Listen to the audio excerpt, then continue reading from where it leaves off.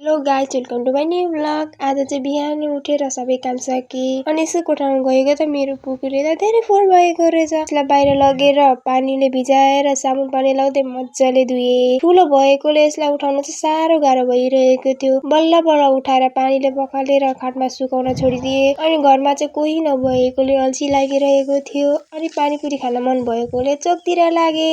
पुरी र सामान किन्न चोक पनि पुग्यो र आलु चाहिँ सानो सानो भएकोले छान्न साह्रै गाह्रो भइरहेको थियो है साथीहरू। अनि त्यहाँबाट सामान लिएर केरला पसलतिर लागे। त्यहाँबाट पानीपुरी लिएर घरतिर लागे। पानीपुरीलाई चाहिँ सुकाउन छोडिदिए अनि यता आलु सिन रेडी गरे। पानी राखेर बसाइदिए अनि पुरीको लागि रेडी गरे। पुरी चाहिँ आगोमा पकायो है साथीहरू। पुरी पनि रेडी भयो। आलु ताछेर एउटा भाँडामा राखेर त्यसलाई मुसेर सानो सानो बनाए अनि प्याज र खोर्सानी रेडी गरे। पानीमा धरिया नभएकोले नि अलिअलि गरेर यति चाहिँ पारे है साथीहरू। अनि सबैलाई काटेर एउटा भाँडामा हाले।